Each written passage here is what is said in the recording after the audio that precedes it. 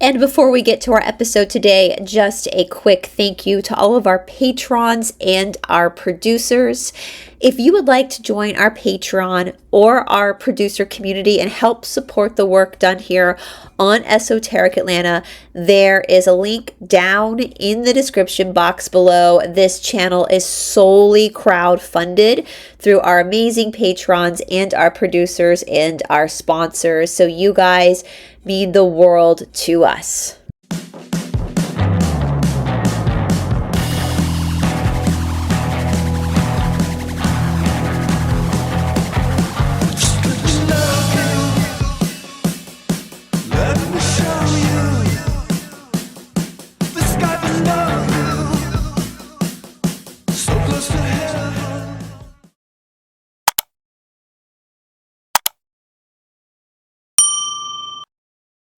Hi everybody, welcome to Empowered Spirit Healing. I have very special guests with me today. I have Brice Watson, which you will know, and we have Alicia joining us again. How are you, Alicia?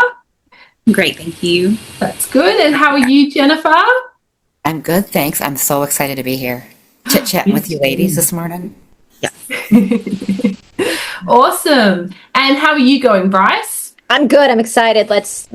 Things are amiss. Things are amiss in our world. Yes, as per usual. So today we were planning on talking about Reiki because that's something that all four of us have actually trained in. I mean, for various different reasons that we've all done it, but we're all familiar with it. And Alicia's been making some beautiful Reiki products, haven't you? Have been, yes. I've got Reiki infused oils and just infusing all kinds of things. I'm doing little Reiki of the days on my social medias. Yeah, I've been loving your Instagram posts. They've been lovely. That's so good. And so we wanted to talk about energy. And as we were just discussing before we started to record, we've come up with, we've discovered that there's some very interesting things have been happening in terms of energy. So Brice, I might let you kind of share what you've figured out. Well, gather around, children, because this story is pretty salacious. I want to start off by saying allegedly. This is all of our, I think I can speak for all four of us. This is just our opinions and our initial reactions to this. I have spoken about this over on Catherine Edwards' channel, so I'm going to back it up a little bit. If you have not seen Charlie Kirk's memorial service, which happened on September 21st, the solar eclipse, mind you, I would suggest maybe go look at it first so that you understand what we're talking about. I was out of town this weekend. We were up in the mountains. We did not get a lot of internet service, so I didn't know for a while until Monday that my reaction to this actually was the same as a lot of other people in my lives because I could not speak to people right away. We had gone on a very long hike that morning. We did a 10-miler, which is a 16-kilometer hike. Took us 2.5 hours going up a mountain. We just really wanted to exhaust ourselves and give our energy to nature. I know that sounds we're talking about Reiki, right? We're talking about energy, right? That's right. We know from my channel, that Infusion Body Studio, that part of being spiritual is allowing energy to run through your body in the form of exercise in order to heal yourself, to get that energy to flush. And so that's what we did. But needless to say, when we got back, we were really tired. We were covered in sweat. So my first reaction to this was like, maybe I'm just making too much of this because I've just done this emotional hike. Maybe I'm crazy. We got back to the hotel, could not get internet service, so we had the TV, and of course, on every news station was the Charlie Kirk Memorial, aka funeral. I say that loosely, because I assure you, for people who are not from America, that is not what funerals look like in America. We can get into that later, but we turned the TV on, my boyfriend and I turned the TV on, and we turned it on right as Erika Kirk was walking up to the podium. And Todd, who's over on The Confused Wanderer, you guys know Todd, even though he's super woo-woo too, he's also very grounded.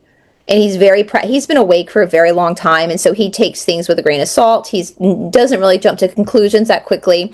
So the fact that he reacted so viscerally as I did really spoke volumes to me. He was sitting on the hotel bed. We had just taken our showers. He had his white t-shirt on. And as I turned it on, I saw him grab his heart, and he goes, turn it now, turn it off now. This is black magic, turn it off. I was having the same visceral reaction to Erika Kirk. When she walked up and she started doing that, we talked about the Jennifer. Jennifer can explain more about that, about when she looked like she was praying. I don't think that's what she was doing. Her eyes really freaked me out.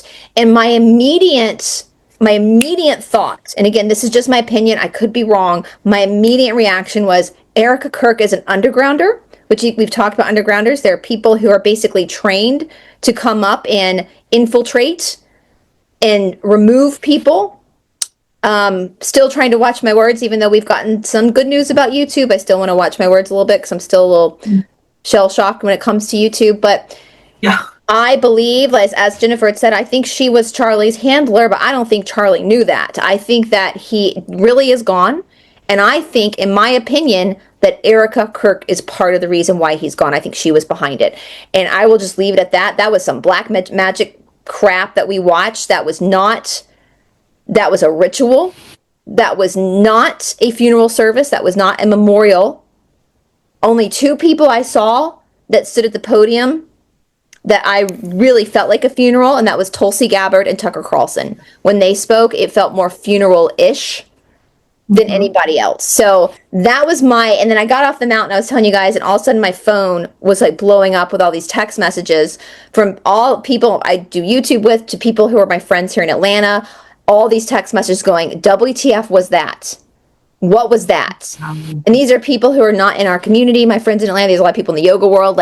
So if I was like, okay, Todd, we were not the only people that were literally like, no, and no, visceral, no, this is not okay. And so I'm going to then pass it off to you ladies, because energy doesn't lie, right? No, that energy, I didn't even really want to watch it, but the few things that I did see from it, I couldn't keep it on for more than a few seconds. It was just unnatural. It was very unnatural, so uneasy, even just thinking about it. The look in her eyes, I don't know who the heck is going to act like that at their husband's funeral. It felt like a production, you're going to see like a Broadway show. What the heck? I don't know. I mean, I know I'm Irish. We celebrate death a little bit differently. We'll celebrate your death, at the life that and I remember being a little kid seeing that. And, and of course people would cry and they'd be upset, but it was everyone sharing good memories. And it was, I enjoyed that. So it was difficult, seeing that. Yeah, very much so. Yeah. Oh, wow. And what did you think, Jennifer? I was going to say, do you want me to go next? Because I have a fully loaded opinion here. So the whole atmosphere was very Scientology. So I want people to kind of make a mental note of that. There's also connections to Scientology with some of the people involved. I think I wouldn't be surprised if Scientology organized it, to be honest. Also, what we're all saying about Miss Kirk's demeanor. So if you pay attention when she walks up when she gets up on the stage and she gets up to that podium, she has her hands down by her waist and she's saying something. She's invoking energy. Now, what kind of energy? We can all speculate that. That's just my opinion. I'm familiar with, the occult's always fascinated me. I've studied it. I continue to study it. So I didn't fully watch that whole saga all day, but I would peep in every couple hours because I can't believe it lasted that long. I'm like, are you kidding me?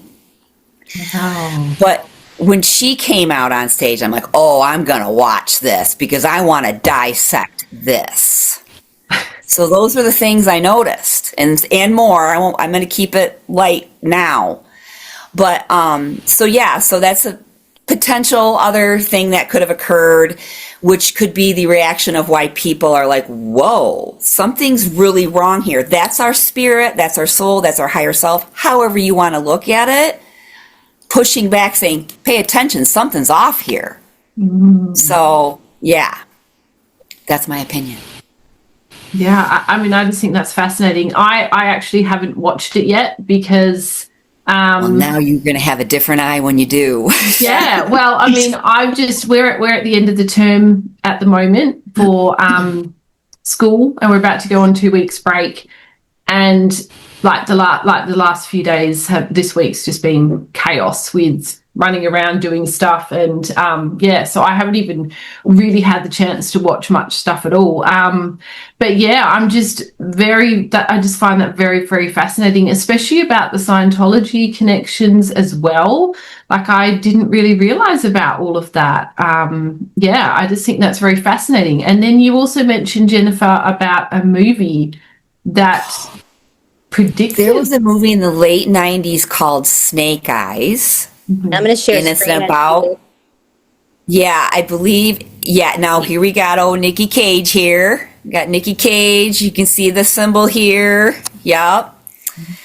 And it's about a takeout of a gentleman, and I think his name is Charlie Kirkman or Charlie Kirk something. I'm going to just pull this article up. Keep talking, because they actually... Here we go. Here we go. It's suddenly trending, the movie. Yes. Several eerie similarities. Yeah. Oh, it was also on September 10th. Holy mackerel. I mean... Wow. You just, it's crazy, isn't it? It's all just, it's just not coincidence. I don't believe in coincidence. Kirkland. And he was the Secretary of Defense. So his name was Charles Kirkland. Also, the same thing in the side of the neck. Wow. Oh, I mean, because I did, Yep. Here we go. Those are all, wow. Oops, shoot. Sorry. It took us to... Oh, no, they're... Let me get to the page. So there's been some mention about witchcraft and Etsy, which I think is really interesting, because it's kind of like another pointing fingers somewhere else. So I'll keep that in mind. But in that movie, I think it's a Jezebel woman. They're calling her Jezebel, and they're referring this Charlie Kirk thing to be a Jezebel Etsy witchy group or something. Mm-hmm. I haven't went too far deep into that. Candace Owens did mention that when I caught a clip of her. So it's interesting. Yeah. It's also interesting. Yeah, it's crazy. I'm speechless right now, because I know we're all kind of quiet. I haven't read this. I'm skimming it as you're talking, and it's fucking unbelievable. I mean, I think we know that this happens. They do this stuff, but yeah. I mean, we could talk about a lot of movies. Oh, I wanted to share something with you girls too, though. One thing nobody's talking about with a similar, well, I guess maybe it's because it wasn't my thing, was the assassination of John Lennon. I was 5 years old when John Lennon was shot, and I think it was December of 1980. And when that first was initial reaction, I was like, well, what are they up to? But then I also had that urge of that sorrow feeling hit me. So we're back to energy talk now. Yeah. Mm-hmm. So it's like, what's going on behind the scenes where they can push out that much empathetic sorrow across the mass population of us all? Yeah. So when that happened to me, I went to my 5-year-old self of when John Lennon was taken care of by Mark David Chapman, I think. And I remember asking my mom, why would someone go up and do that to somebody? Like, I was so confused as a child, and then I became angry. I became angry at the mass psychological BS and the trauma they're throwing at the human population. Yeah. With it. And I just thought, they're not getting my energy. So then I balled up. I threw my ball out. No energy can come in. Only my energy can stay here. And so I tried to protect my energy as much as I could. But I also think I imploded it a little bit, because I didn't release that anger properly. So then I felt like crap, which would have been the Friday morning we were going to film last time, because we're on like a reschedule here. Yeah. So I wanted to share that with you ladies as well. But I did shut off the television and everything like Thursday, and I was outside at my parents' farm all day. I didn't turn anything on.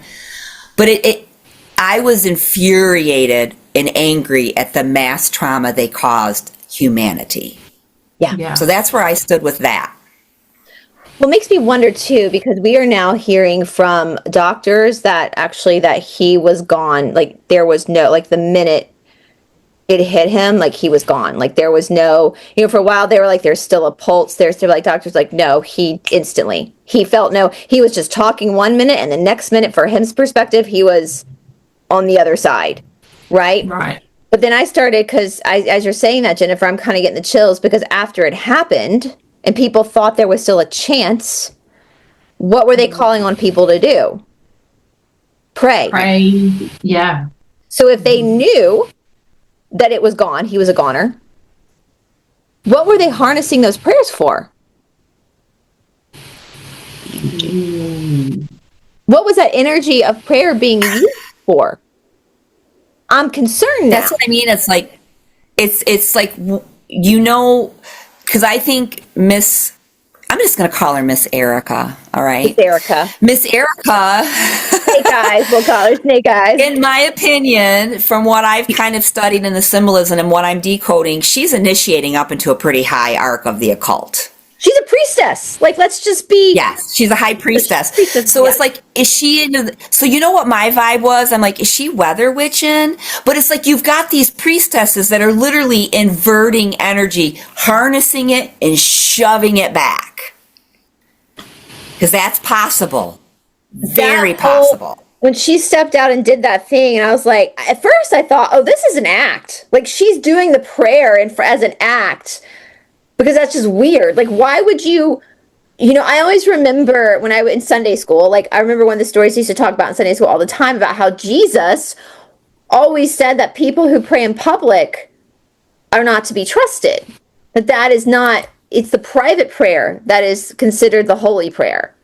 And so when she did that, I'm like, is she, but then I've had that visceral, like, no feeling. She was invoking a spell before she stepped up to that podium. The way that wasn't, yeah. And I pulled some pictures up, and Catherine and I spoke about this before we went on air. So I'm going to give a little bit of a disclaimer here. Now, there is a hand signal that is alleged to be used by Illuma Shamani people. Oh, why does it do this? Hold on 1 second, guys. Sorry. It keeps clicking me to other articles. Maybe it's Erika not wanting us to show this. It's Miss Erika, girl, honey. You might be a priestess, but look who you're talking to. All four of us can probably out. I was going to say, bring it. I'm not afraid of nothing with that when it comes to that kind of stuff. Well, she did the whole devil horns hand signal. Now, I love you. The picture. Yeah, that's I love you in sign language. So yes, could she have been trained to do I love you in sign language? Possibly. Here it is. Oh, I see it. Oh, that's interesting.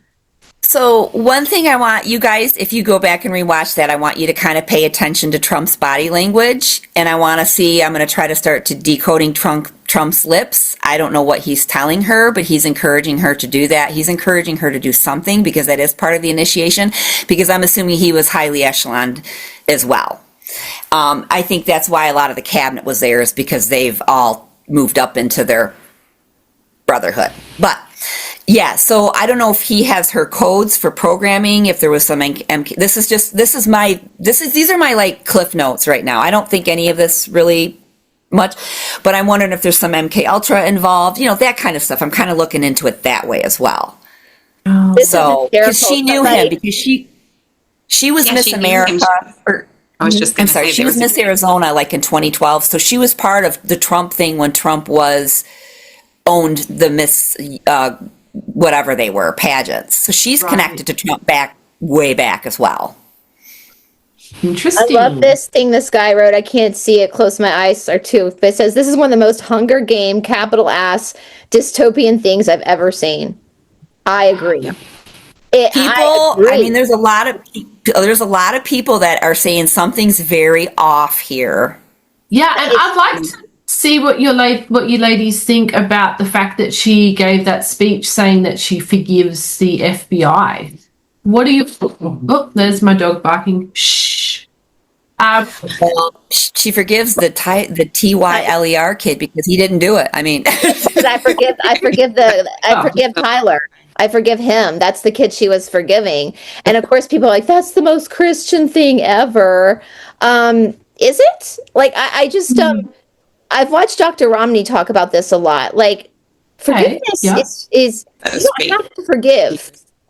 You don't have to forgive people in order to be at peace with something. Right? To make people feel like they have to forgive can be an initiation of abuse, further abuse. Well, it puts pressure on the healing process, doesn't it? Yeah. Because you're just like, oh, well, I can't move on from this until I've forgiven. Where it's kind of like, well, you might not be able to change things, but you can forgive if you want to and when you want to, not that you have to in order to heal and move forward. I would be interested, too, to see what you come up with Trump, Jennifer, because I've also heard from people that they felt like he seemed very uncomfortable. A lot of body language readers said he seemed extremely uncomfortable. So I'd be interested to see what you find with that, because I want to watch. I plan on watching him a little more because I've kind of been watching her, and I only can watch them attentively one at a time. Right. And then I get sick of looking at him, so I have to put it away. All these, like, fuck you, crocodile. That is as crocodile tears as you get. I know. And the one right underneath it, look at her eyes. I mean, her eyes. Oh my gosh. And the one next to her, her eyes are so. There's some, like, also these people that are pulling up these videos that this dude, excuse me, I shouldn't use that term when we're videoing, but this guy predicted a woman with light eyes rising. Have you guys seen that? I saw like once, like a couple days ago, and I'm like, oh my goodness. It's the Australian prophet. I'm very dubious of him. He's not alive anymore. I'm dubious of all of them. I mean, this is my, okay, I'm going to say something, and I've said this with Catherine. I think you girls know what I'm meaning by this. First of all, I want to caveat here. God and religion are not the same thing. So I just want to make that very clear. When I say this, I'm not talking about God. I feel like the NWO, the Illuminati, the establishment, really messed up with the extreme left. People aren't buying it anymore.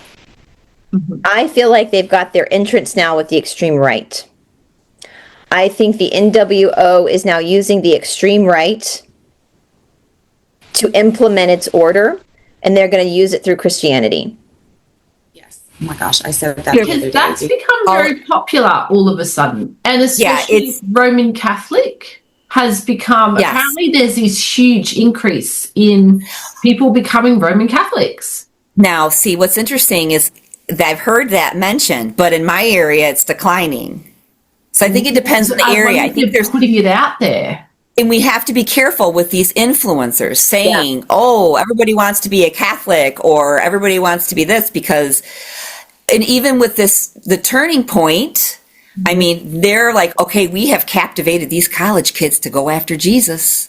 Yeah. Because they're getting the youth. I will say with Charlie, one thing because I went back and watched a bunch of his videos. There's one thing I didn't, some of his more conservative beliefs I didn't agree with him on.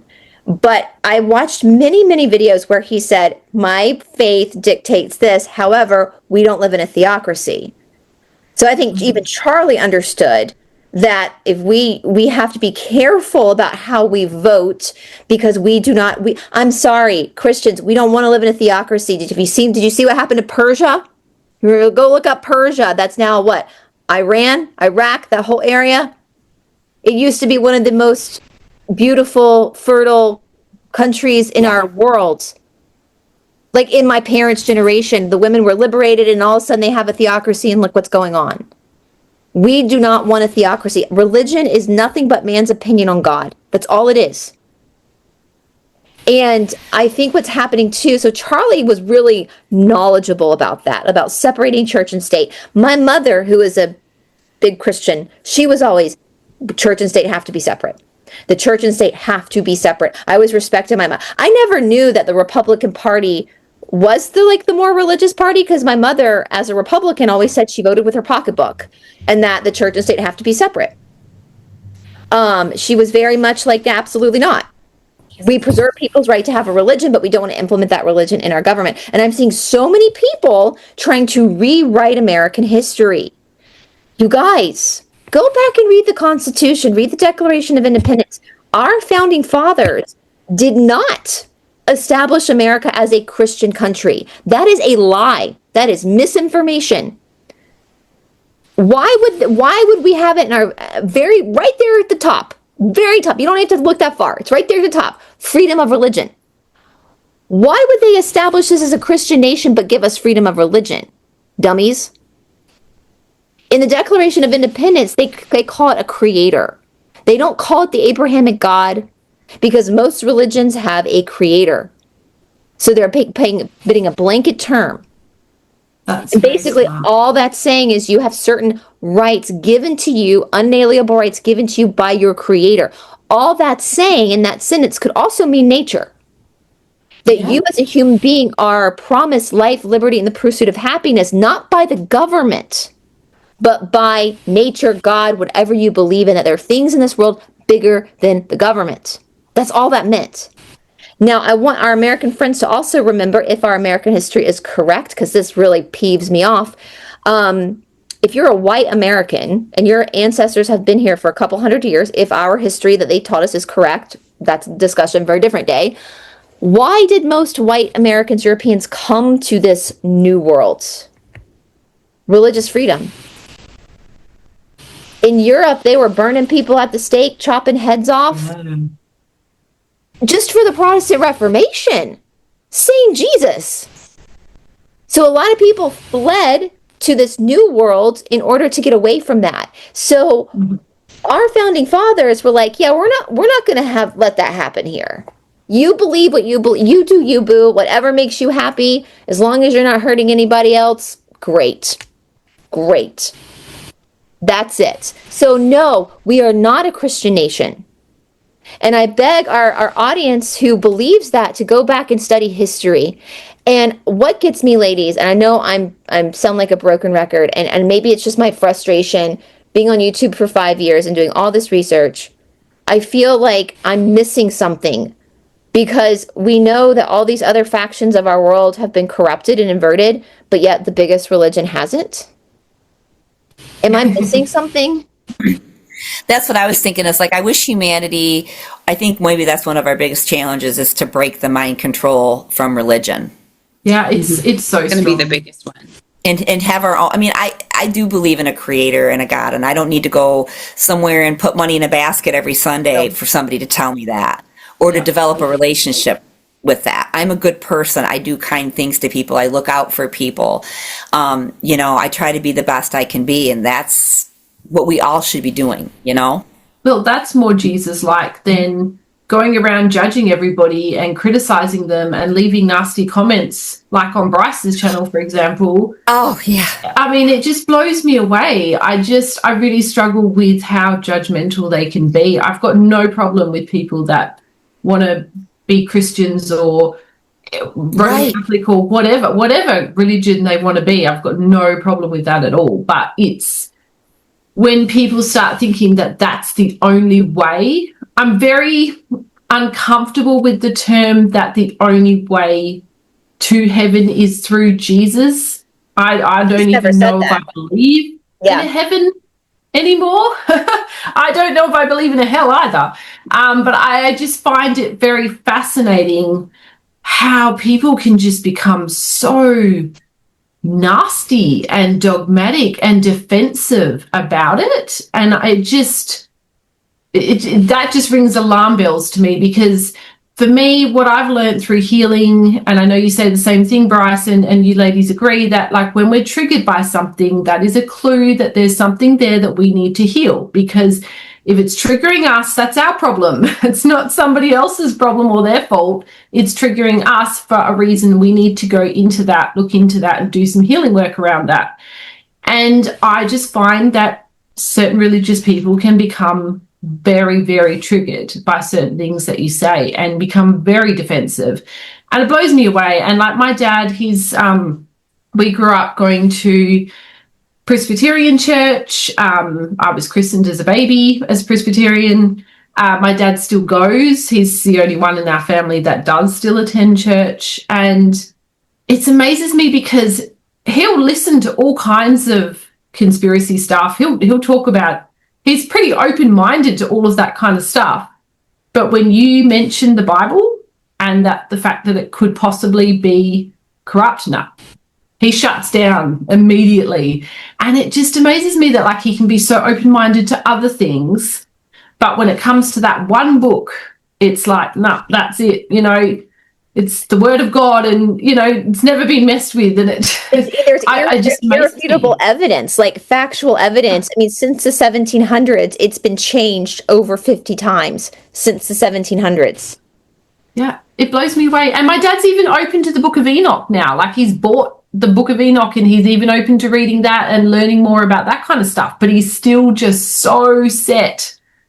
It'll be interesting to see over the next few years if he starts to differ a little bit. But also, I find it very fascinating, ladies, that I can't remember who said it. I can't remember if it was Tamara or somebody else that I'd listened to, but they were just saying that, you know, this was going to be a huge, I think it was Tamara, but it's a huge year of exposure. So much exposure is going to happen this year in our own personal lives as well as the world. And I just feel like I have just noticed that so much. I mean, we're nearing the end of September. I'm blown away. I mean, Brice and I started working together this time last year. I can't believe it's been a whole year already. And I'm blown away by how much has happened, how much has been exposed, you know, all over the world and with ourselves it's like as well. It's just crazy, isn't it? And today's video is sponsored by a small online business that is female run called Fusion Body Studio. This is your at-home fitness boutique. Like seriously, guys, anything that you could ever want is here on Fusion Body Studio, especially for those of you who are maybe a little bit shy about going to the gym or going to a yoga studio. You can do all of this stuff in the comfort of your own home with a bunch of master teachers, including myself. So there are two prices for Fusion Body Studio. For those of you who just want the opportunity to have an exercise platform at home and nothing else, it's only $25 a month, which is literally the price of a yoga drop-in. If you want a little bit more, like you want to do the workshops and have more of a deeper understanding into movements as a whole, it's $40 a month because then you get the workshops too on top of the exercises. Still super cheap. And on top of that, if you use my name, Brice20, all caps, BRIC20 at checkout, you get an additional 20% off your first 6 months. You can't go wrong with that. That's literally like the price of like 1 cup of fancy coffee for the whole month, right? Like 1 cup of fancy coffee will pay for like the whole month for you to have unlimited access to this fitness boutique. So again, if you're interested in joining, use Brice20 at checkout. On top of that, my friends, you also get the first 7 days for free to try it out. So we hope to see you over on Fusion Body Studio. And with that being said, let's get back to the show. Well, I think we're seeing more now the divide between, you know, with this whole Charlie Kirk thing, what you're saying, I've realized, it's something I said off camera, in my 5 years, in my issues, I realized that you got two people in the world. You got people who actually believe in God, and then people who believe in a system. And the two are not the same. So people who like really in their knowing, like have that believer in a creator and that belief and that they can rest in that, they don't care. They're not bothered by the fact that their religion gets challenged, because it's the dogma that's being challenged, not God. But when people only believe in the system and the system is their comfort, when you start to take that away, that's when they show their true belief, that it's not, they don't believe. So all these Christians that freak out, they don't actually believe in God. They believe in a system. And that system... And like you say with Charlie Kirk and the way that he would react with different people who had different religious beliefs or different beliefs about being gay or transgender or anything like that, or different races and stuff. And he just was like, this is my religion and this is what I believe. But he didn't judge people for that, they didn't and believe that it should be implicated into the law, which is where I think with energy wise, I guess I can also take us back, because you guys, when we look at people who desperately believe in a system versus holding that energy in for themselves, we're looking at a very unstable person. And it is wild that the way they've been able to brainwash Christians, to me, is even worse than like Islamic faiths and Hindu faiths. Like it's worse for me. I feel like it's worse because you have people saying, well, the Bible's the word of God. And you say, well, how do you know? How do you know that? Where's your proof behind that? And they get mad. And their proof is because it's in the Bible. I'm like, that's not proof. Like, and it's like you anybody could have written that. Exactly. You believe it's the word of God because somebody has told you that over and over and over again in a ritualistic fashion. Mm-hmm. And may I say something? So all these little Bible, gosh, I feel terrible. All these, we'll say these prophets out there, and they follow the word of the Lord, and they got their Bible and they're prophesizing and whatever. And it blows my mind that people of the, we'll say Christian style faith, will watch these people and believe in them. But then you'll have like a tarot card reader or a channeler, and they're the devil. And I'm like, but you don't know who that, your little Bible guy's channeling either. Exactly. We do not understand the energetic forces and the energetic fields that surround us and what we're tapping into. And I understand when people will come out and say, oh, channelers are evil. They don't, I get that, because they could be channeling a negative force. And when we don't have those teachings under our belt, we are so vulnerable. All of these people, they're vulnerable. What they're saying is vulnerability, causing it for others and keeping that brainwash going. So humanity, our minds have been manipulated so heavily. And I just try to unweave, because we're all under this MK Ultra crap all the time with different things. And God, I went into the store the other day and everything was just jumping off at the shelf at me. It looked so good and it was so cute and fall-y and all this MK Ultra to consume and things like that, But, so yeah, I think I don't know how humanity's going to break the mind control. I guess we have to do it for ourselves. I don't know if you can. You have to do it for yourselves. And I think that's, if you're going to follow a system, you're going, and that's why I love the law of one so much, because what you're saying, it gives you a template to ask yourself certain questions of self-reflection. Like wishful thinking is service to self. So people who think a med bed are coming, they're investing in this med bed or investing in Nasara, they are in wishful thinking, which is service to self, because you're still relying on a system to save you. People who are following a religion without any type of critical thinking, that's service to self. And so we're seeing that big divide between service to others and service to self. And we know, that we're coming, and Todd just did a video about this, about when you move into fourth density, it's not like anybody's judging you. It's just vibrationally where you just go. And so if you like to be in a system, if you like being told what to believe, if you can't have independent thought, if you need to rely on somebody else to give you a med bed or then that's going to put you into service to self, because that's what you're telling the universe. But when you're taking responsibility for yourself, questioning everything, being aware that even in questioning things that you're still going to be missing stuff, and you're constantly working on that self-reflection, then you're telling the universe, you're not leaving nasty comments on people's YouTube channels simply because they tell you that the Bible's been edited over 50 times. You're not doing that. That's a very selfish thing to do, is to leave a name-calling comment when someone's literally showing you evidence, right? That's very selfish.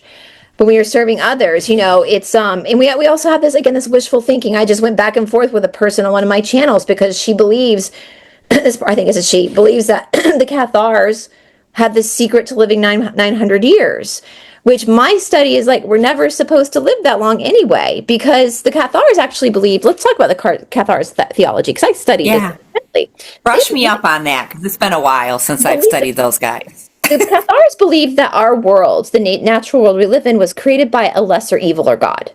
So they believed in multiple gods, first of all, the Cathars. Okay? They believed in multiple gods. Right? You can call that multiple lesser gods, multiple energy cycles. There's a lot of the Cathars that I agree with. Some I don't. I don't think our world was created in a negative way. I think this is just a game we're all playing, and that's my law of one yoga coming through, that I think that we're supposed to be in friction. And so the Cathars, Yeah, the Cathars, they believed that they were stuck in a prison on this planet. This planet was created by an evil lesser god, and that their job was to not be a part of this world. So they lived separate from society. They did not get married. They did not have children, and their job was to get through with this life as quickly as possible to go back home. Now, they weren't committing like mass unalivings of themselves. They lived their natural lives. So if you understand this about Cathar theology, you would understand that them having some secret sauce about trying to live 900 years is completely opposite. They wouldn't want to extend their life because they don't believe that this natural place, this place of earth, is for good. They believed it was created by evil. So they don't want to stay here any longer. And I think what's happening is people are so afraid, like Todd just did a video over the veil. When we come into third density, we have a veil dropped over our consciousness. That's on purpose, because we need that friction. We need to feel that illusion of separateness from God in order to find things about ourselves. It reminds me of Paulo Coelho's book, The Alchemist, and I don't care what anybody thinks. I know there's very weird things around Paulo Coelho, but the book is good. This Spanish kid, farmer over in Spain, decides that he's got treasure. He's this poor farmer kid over in Egypt. Egypt over where they tell us Egypt is. Again, that's a topic for a different day. So he crosses the Mediterranean, he goes into Morocco, and he's going to cross the Sahara Desert to get to Egypt to find his personal treasure. So he embarks on this journey. The whole book, he's going through all of these trials and tribulations. He's learning how to do alchemy, all this stuff. He finally gets to Egypt. And when he gets to the base of the pyramids, he has this prativa, as we say in Sanskrit, a flash of illumination, where he realizes his personal treasure was never in Egypt. It was always back at home in Spain. And he gets mad at God. And he's like, at the end of the book, he's like, did you know, God? Did you know that I just went through all of this and my personal treasure was back at home? Did you know, God? And God goes, of course I know. He's like, well, why? Why did you send me on this mission to go? And God goes, well, aren't the pyramids beautiful? So we go through this journey of now I use that as an example because that's a metaphor of what we seek is inside of us. And we go on this journey of feeling this veil of being separate from God, where we go and try all these different things and we experiment and we feel lost and alone and we try to figure out until we come back home, back into that realization that we're not separate from God, right? And so when we see people try to push this narrative that we're going to have, well, first of all, looking for immortality, that's way demonic. Like that is 100% service to self. I think who would want to live? Sorry to interrupt. Right? I just got to say, who would want to be here 900 years in this mess? Are you I mean, yeah, absolutely. I mean, look, obviously, like I would like to extend my life more, not so much length, but I guess quality. You know, that's why I think exercise has become really highly important now, because I'm understanding that the stronger you are physically by doing things like weight training and strength training, you're going to have a better quality of life. And obviously I want to have that, you know, I think we all want that. But God, I mean, 900 years, not in this mess. It's just... No. Well, and that's the thing. It's you want to be as young for as long as possible. Be as youthful for as long as possible. But at some point, the truly spiritual person is able to accept death when it comes. The truly spiritual person, Richard Freeman, a very famous yoga teacher, would say, you know, your yoga practice really is preparing you for your own mortality, to let go when it's time to let go. When it's your time to go, to leave your body, that you've done all this work, you've gone through all this friction, all this pain, all this breaking down of your body in your mind, examining your mind, that when that time comes for you to leave, you let go, you surrender and let go, right? And so all these people who want to spend their life in the truther community, I'm like, you are literally slapping God across the face. Do you realize that? Like, you are literally saying you know better than God. And your soul, you know, some people only have to be, and it's sad when we lose people really young. That's really sad for us. But in the bigger scheme of things, some souls only have to be here for 20 years to get the lesson they need before they can go back home. And so we're seeing this belief in a system, this reaching outside of ourselves, wanting to live for 900 years, wanting these med beds, wanting this Nasara. We see it's reaching outside of ourselves for energy that's actually within us. And that is bleeding. That's selfishly reaching for something outside of yourself to change the course of nature for your own selfish desires. Whereas sorry to interrupt, Brice, but that's my problem with the whole belief that Jesus has to save you. so that you can move on. I have really big problems with that. There you go. It triggers me. So there's obviously some work I got to do there. Yeah, they're constantly turning us away from ourselves. Yeah, instead of going within, we're saying, Jesus, please forgive me because I'm this terrible sinner and I'm not worthy of you. I don't like it. It just doesn't feel very good. I feel like it's just, I just don't like the idea of us having to go out there to find something when every spiritual teaching tells us we need to go within. The answers are within. And so he even said that himself. He said, I was going to say, didn't he teach that? And so I feel like it's a distraction when they're saying, keep going to Jesus, he's the only way.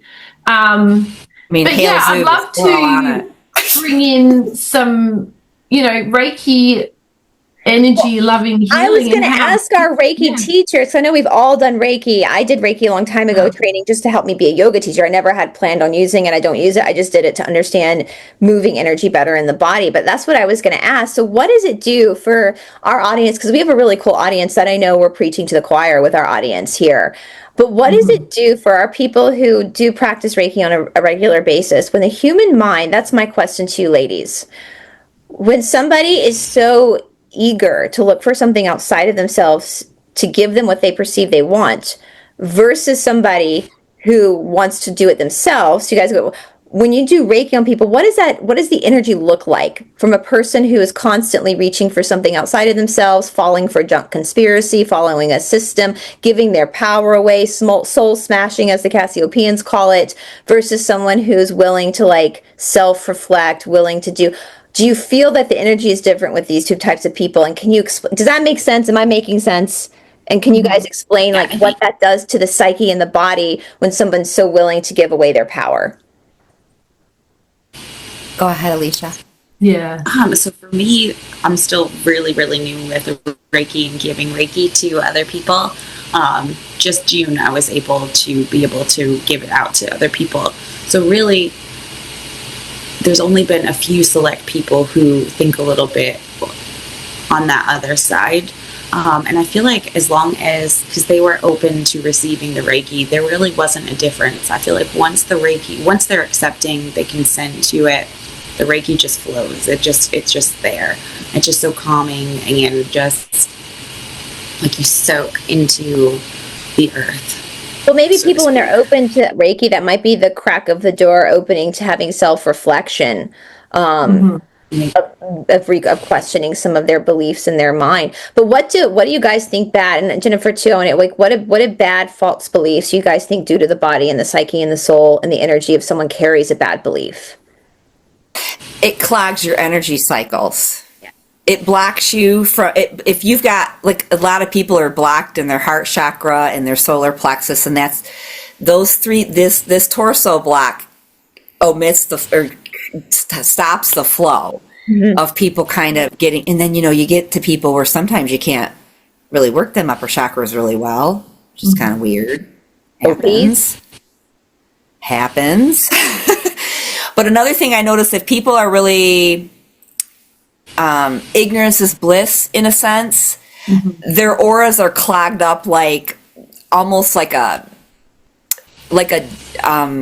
blob jelly gel energy, like molasses. So I think and it's like blobby, and I just think, well, I don't know, and everybody's energy is so different. There's no energy centers or nothing the same. Yeah. But I do notice that a lot of auras get really compressed with all kinds of surrounding energies and remnants of energies. And I feel like with me, people don't really come to me if they're not open to it in the first place. They'll just kind of be like, oh, okay, that's a bit weird, that's a bit different, and I'm like, that's all good, not for you, that's fine. But for me, because I did the Reiki first back in 2018, I did level 1, and then I did level 2 in 2021, I think. And then since doing the quantum healing, I kind of more see like entity attachments now. That's just kind of, I guess, what I've trained to kind of look for. So for me, I kind of feel like if people have got stuff going on, it'll be like a little black spot over here or a little black spot over there. And I kind of just have to peel them off, like on an energetic level. And then I kind of go through and clear out the chakras afterwards.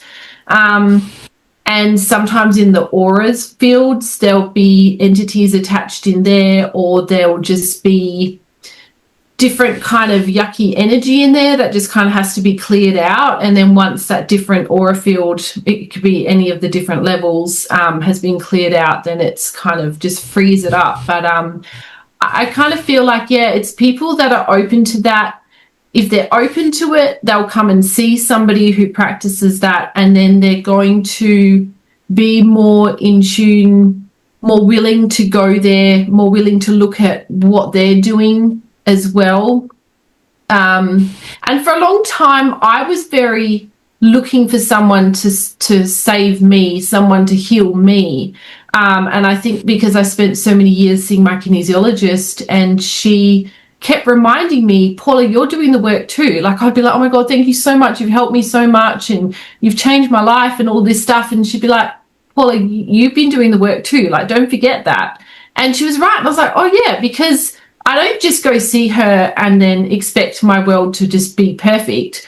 I continuously work on myself. Do exercise, I do meditations, I read books, and I'm doing journaling, and I'm doing constantly learning and constantly working on myself. I can see your face, Jennifer. I was like, what do you want to add in? I just had an epiphany, and I'm so sorry. I'm bringing it back down into a slower drive here. Back to Tucker. Let's go back to the whole thing. Tucker Carlson. Yeah, no, Tucker Carlson. I'm so sorry. He mentions meditation and tuning forks in his speech. Did you guys pick that up? Oh, I did not know. I missed that. Now we can go back to Paula with what you were saying. I just wanted to mention that because that just clicked in my head. That's very interesting that he added that in. I know, because I'm just loving the solfeggio tones so much. So yeah, I've started making some custom meditations for people. And I made one for Alicia. She's been my little guinea pig. And I've said to Brice and Jennifer as well, I'm happy to make one for you guys as well. But yeah, and so Alicia's been enjoying it so far. I'll ask you about it in a second. She shared a beautiful testimonial, which I've posted. But obviously I made one for myself too, because I'm like, well, if I'm going to be making something and I'm going to be selling it and promoting it, I need to know that it works. And I just feel like it's really quite powerful, because I create a hypnotic script, and I'm creating it specifically for that person. Like, obviously I have a template that I follow, and like the countdown and the count out and all of that's pretty much going to be the same for everyone. But in the middle, the affirmations, and I like to take people to their happy place. I think that's very important, so that you can just relax, go to your happy place, wherever that is. Could be the beach, it could be somewhere made up, somewhere real. Mine's a little forest.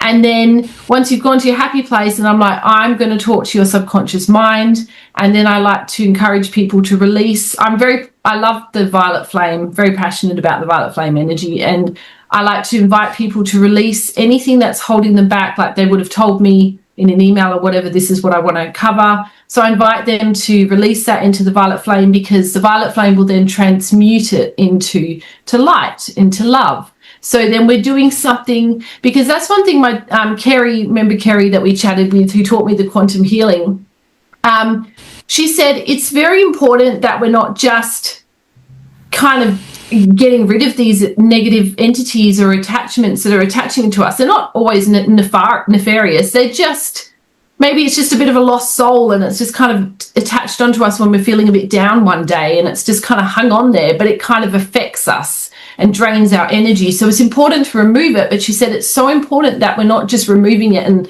leaving it out there. We've got to transmute it into light so that it's going into a positive place. And so that's why I like to bring the violet flame into my recordings, and then going through some affirmations. And then I tell people, really, to get the best results, you want to listen for 28 days to retrain the brain at least 28 days. I mean, longer the better. It's going to retrain your brain. But what makes it even more powerful is putting in the binaural beats, because it's playing one frequency at one level in one ear and then playing it at a slightly different. So you'll change it according to whether you want to go into theta, beta, etc., etc. But that just makes it even more powerful and helps you to relax more in the relaxation state, so you're more open to the positive suggestions. And then I like to add in 2 solfeggio tones that are going to complement what your personal needs are. And then I'll also add in an angel frequency, because I love the angels and I have to work with them. So I love to bring that in, and that combination is really quite powerful. And I feel like even I've been listening to my own one just only for a couple of weeks now, but already I'm noticing changes happening, because there's some things I'm letting go of. And I actually did a healing on myself yesterday, and this is going to sound really gross, but when I felt like there was this massive scab just on the whole of my back, and I literally just had to peel it off. And it was me letting go of a lot of my old self. I mean, it's weird what comes to your head when you're doing these healing sessions, but that's just what came to me. And I was just like, wow, I'm really shedding my old skin, basically. I'm shedding my old beliefs and letting them go. And, these things do take time. They're not going to happen overnight. You can't just listen to it once and then be like, wow, all your problems are solved. But it's just empowering to see the changes slowly unfolding over time. And it's really quite powerful. So, yeah. But, Alicia, you've been listening roughly for about a week or so now. Is that right? Yes, I love it. I actually woke up this morning. I did a video from Fusion Body. And then I always do some Reiki on myself afterwards, and then I follow up with a nice meditation.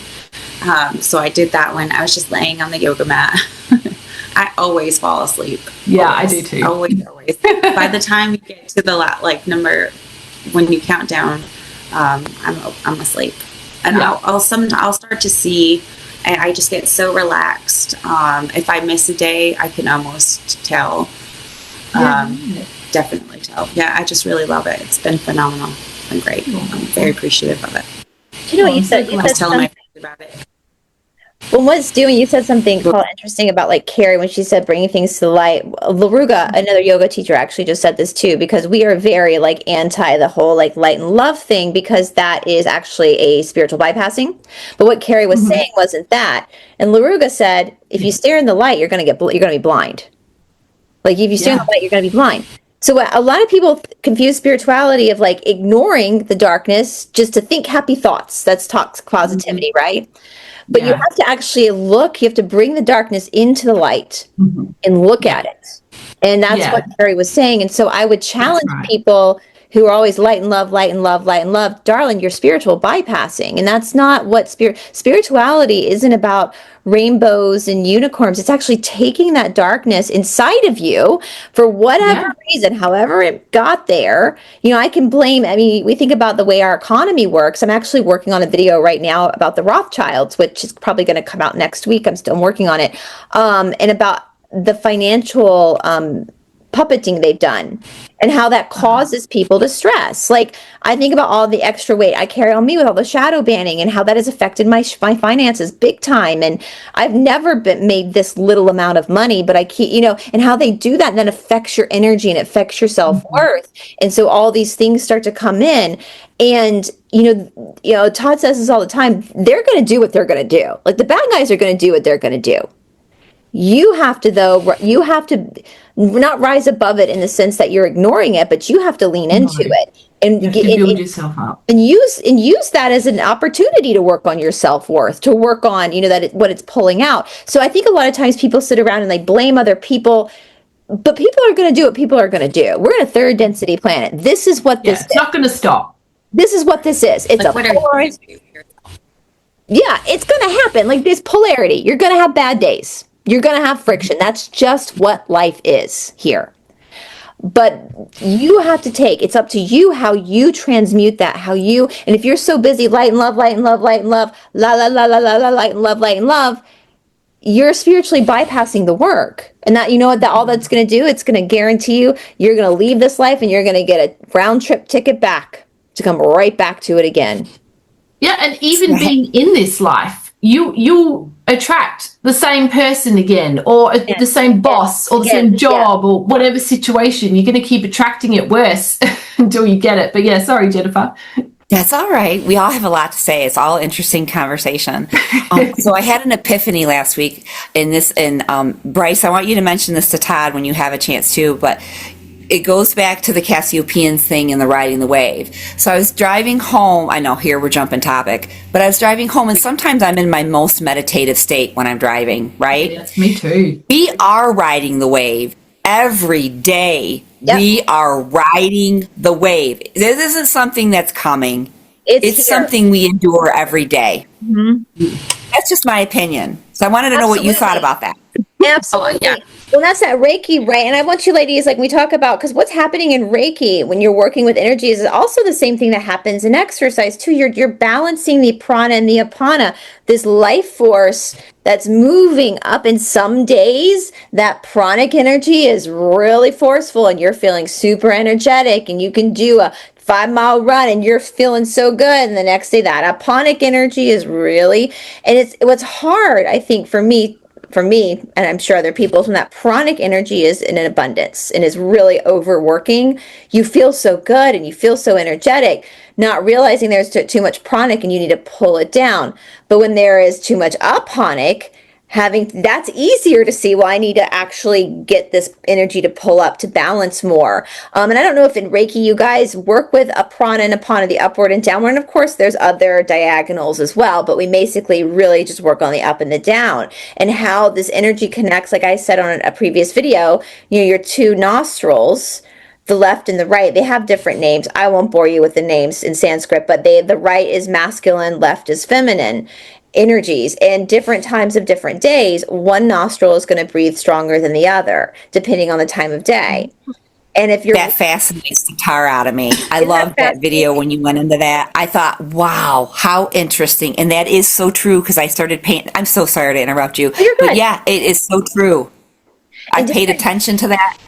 So if you look at your different body type energetically, you could probably get a Reiki healer to help you with this. You'll figure out your natural rhythm of breathing depending on the energy cycle. So when times the day when you need more of the alpha energy, the more masculine, even as a woman, like you got to go to work, you got to be, you need that power, but times you need to be more emotional, that's supposed to be, and that's different times of the day correlate with that. But also we look at these patternings because we have the Sushumna going up the spine, and the Ida and the Pingala from the nose are running through. But then also we look at the way it connects to different diagonally. So like when the right nostril is really clogged, you can do different exercises with the left armpit to unclog the nostril. And this is so simple. It deals with energy, because the physical, any religion, most religions, most spiritual practices have one thing in common, besides believing in a creator: that consciousness created matter. Matter did not create consciousness. The soul created this. So the physical body is a representation of the consciousness of matter. And so that's why there's a template of how to work the physical body by pulling up the energetic energy. Does that make sense? Absolutely. Things like that to cross correct with different breathing. It's so fascinating. And so do you guys find with Reiki, when we talk about Fusion Body Studio, you guys, and all that information will be down with each of our channels, we all have different codes. So go down in the description box for the code. What do you find it easier to work on people who have an exercise program already? When you do Reiki on them, is their energy easier to work with? Yeah, I think it's more clearer, slightly more clearer and kind of lighter. Yeah. The aura isn't as thick, we'll say. Mm-hmm. Mm-hmm. Chakras can still be, we all have messed up chakras. I mean, we go through a beating. The minute we stop our balance, we're going through a beating. But the auras aren't as clogged. Yeah. I find. Yeah. Yeah, I think it's more an aura thing. What do you think, Alicia? I find, well, again, I'm still really so new with it. I agree, yeah. Because doing Reiki on myself versus doing it on like my daughter, who doesn't really, there is a difference, or even my other friend, there is a slight difference. Yeah, I look forward to doing more Reiki on a wide variety of people. I want my focus to be more for hospice, because I find death, like, everyone gets so scared of death, and it is a sad thing. And when I was a CNA, I found, like, I took great care in taking care of my patient when they had passed on, like giving them that aftercare, taking care of their families. So I really want my focus in Reiki to be geared more to help people in that transition at the end of life, because everyone, just kind of, they get stuck in that sadness, and it is sad, and of course, but I want it to also be recognized as something beautiful. Yeah, that's beautiful, because it is really a transitional part, and we're just so not. Death is such a scary topic for so many, and they've made it such a scary topic. So I think that's awesome that you're doing that. Veil, right? We don't know. We have that veil up. Ram Dass used to talk about that a lot. That the process of death should be just as celebrated as the process of life. You enter this world with an inhale, you exit this world on an exhale. And people who die of natural causes, Ram Dass said with his experience that they tend to do the same thing. They'll sit up and they'll take 3 inhales and 3 exhales, and the third exhale is when they leave. So so their body like knows to release and move on, and that me being at peace with that. And we've gone through many deaths, ourselves, in many lives we can't remember. And Todd even talks about that with the veil, that the reason why we don't remember our past lives is because we need a reset. Every life you need a reset, and that's why past life memory is not good. Oh, it would be very confusing if we had all that going on. Absolutely, it would be very confusing. We need not be able to decipher it all. Yeah, that'd be like losing your mind. You go crazy. You go absolutely crazy. I wonder if that's what happens to some people who have certain mind, like schizophrenia and things like that. Maybe they are remembering different lives. That's an interesting. That would be a fascinating topic to dive into someday, because that also involves entities and outside forces manipulating the energy frequencies of the brain and all of that. So with schizophrenia, there's so many different types of schizophrenia. My experience with my stalker, because she's schizophrenic, and I believe 100% she's an OP. So I think some schizophrenics are organic portals, and so they don't have the upper chakras to have discernment over what voices they're hearing. But I think some other forms of schizophrenia can affect souled people too. And it's interesting because I wonder about like emotional trauma, like what trauma brings people to a place of having schizophrenia, because just because you're hearing a voice talking to you does not mean that voice is real, or B, that voice is good. I find a lot, my big drawback with, because I don't believe, I actually just said that with the Rothschild video when I was working on before we did this. I don't actually believe in like prophets in the sense that there are people out there that can like prophesize about what we're going to experience as individuals. I think every single person has that ability to be their own prophet and to hear from God. And I think when we put so much power into somebody else's perception, then we are selling our souls. I think because even when you're getting messages from the divine, it's going through the lens of the translator, right? Like we are living in third density. There's just some things that our brain is not going to understand. Our soul knows it, but our brain doesn't, because we're in third density, right? And so it has to be translated, and things get lost in translation. And so I think sometimes with schizophrenics, like my stalker literally believes that she is this divine being that's like half human, half alien, and she's like gonna rule the world, but she's so forceful in her beliefs that people follow her. And she's schizophrenic. Like, she is clinically, she's been hospitalized many times before.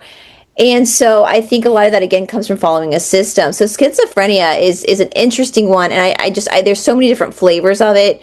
And I actually got stuck on a TikTok algorithm of schizophrenia when I was really looking into it and finding people on TikTok who are schizophrenic that talk about it. And some of them are really funny about it. One girl owns a bakery, and she said that she is schizophrenic, and she walked in one day and there was like a cupcake just sitting on the floor, and she realizes that one of the customers that she served the night before actually wasn't real. She just couldn't remember which one. She just didn't know which one, because the cupcake was just, she obviously had handed it to someone she thought, but there was no one there, you know? And so some people are funny about it, and that stuff like that's harmless. But when we get into like stuff like I was dealing with my stalker, it gets really scary.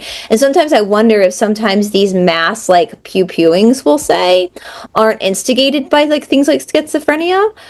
Because my stalker has threatened that before. She's waved one of these around on like social media. And I gave that over to the Sarasota police because I was like, I'm concerned that she's gonna go into a public place and start pew-pewing because the voices in her head are telling her to do that. So it's very interesting. Again, I think schizophrenia is something that affects both soul people and OPs, but I think OPs handle it differently. I think there is more ability to self-reflect. I know schizophrenia is the only mental condition. And, you know, as much we talk about bad about like modern day medicine, as I'll say it, there are some modern day medicines that I think are actually viable or we need. Schizophrenia is one of them. It's the only delusional disorder where it cannot be, it has to be treated by medication, like cannot be left to like talk therapy or more holistic means, because it can be so dangerous for other people. So that's an interesting one with schizophrenia for sure. And the energy behind it and the frantic. Now, as Reiki, now we all started this because I wanted to remind our audience who might be new to this idea of energy, like for a lay person, a person who's just now starting to learn about this, we started this episode off talking about Erika Kirk and how we all had the same visceral reaction. So for my Reiki ladies, for our audience that is new to this, and they might have had the same visceral reaction, of course, we could see her doing things that were concerning, but the main thing we were feeling was the energy, right? Mm-hmm. Yeah. Yes. That energy was dark. Yes, well, I'm yet to watch and feel the energy, but I will be taking note. We'll see. I hope don't let any of us render what you think, Paula. Just go in there with an open, clean slated mind, not knowing anything we talked about here. So for new people who felt that too, like, are they they're feeling an energy, their body is picking up on the energy, the hairs on their arms are feeling the antenna of energy, right? And that's a form of like Reiki, like understanding energy, like your energy is feeling the energy of somebody else that you don't even know, but it's on TV and you that immediate response. Like being able to walk into a room. I can walk into a room and feel if it's like, can feel if somebody's upset, or I'll do this all the time to my wife. I'm like, what's going on? I can feel the energy in the room. And she's like, nothing. And I'm like, well, I can feel it. And, you know, now I just know she'll tell me when she wants to talk about it. But I've always been like that. Now I understand why. The energy doesn't lie, right? Energy doesn't lie. No. Mm-hmm. And it's very natural to us. If we go back to, I think all of us are at an age where we went to a shopping mall, and did any of you ever sit in the mall and kind of people watch a little bit? I mean, you know, you sit in the mall and you people watch, you know, but you're naturally just, you don't realize it, but you're reading energies. Yeah, you have to go, Alicia. I saw you might have to. I gotta go. Did you say you had to go? Yeah, I have to go too in a minute. I do. So, yeah, if you got to sign off, that's fine. But I think we should do this again, ladies, because I know we're like in a little over an hour now, and I've got another show too. I would like to hear from our audience. I think we should circle back to this again and dive into more cases. Should we ask people to ask us questions in the comment section? Yeah, absolutely. I would love that. And we can do a part. And everyone, you know, just keep an open mind that there's a lot of hidden things in our world, and if we're not aware of them, we don't know they're there. Mm-hmm. So just keep an open mind and listen to your gut. Yeah, that's the energy, right? It's not this. Listen this to your instinct. It's this. This will get you in trouble. Yeah, well, the hair is an antenna of the nervous system. So when your hair stands on end, that's your nervous system saying danger, danger. Do not, I mean, we can get into a whole other topic about, is judgment really that bad when it comes to us, our own safety, like when we're feeling that energy off of someone. So, but yeah, we could do even more on that, because I know I've got another video I got to hop on soon too, and I know Alicia has to go. But you guys let us know. Is there anything else we should say? Paula, I know you started off hosting, so to close this out, or? Yeah, no, would love to hear from everybody, see what they think, and even what they think about the memorial, and if they had an effect, if they felt that or not. Please share in the comments and let us know. And I think we should definitely try and do this again. Absolutely. Yeah. Everybody's links will be down in the description box of my video, guys. So if you want to book a session with any of these ladies, we didn't even talk about how energy can travel through a screen, obviously, with Erika Kirk it did. But yeah, so I'm going to have everybody's contact down in the description box below for you guys if you want to book appointments with any of these ladies. So, and our Fusion Buddy Studio. Thank you so much. Yes, our next class is, I meant to say that in the beginning, this Sunday, the 28th at 4 p.m. Eastern Time. We are going to be having a live class. We're going to talk about weight loss, what that means, anaerobic exercise versus aerobic, why you're not losing weight. We're going to talk about cortisol levels, all that kind of stuff. And so even for people who don't want to lose weight, this might be a good class to just understand the way the biomechanics of the body are working. You know, don't beat yourself up. There's usually a very easy solution as to why something's not working in your body. So anyway, you guys, join us if you can. All that information is down in the description box below. Awesome. Bye, everybody. See you, everybody. Bye, everybody.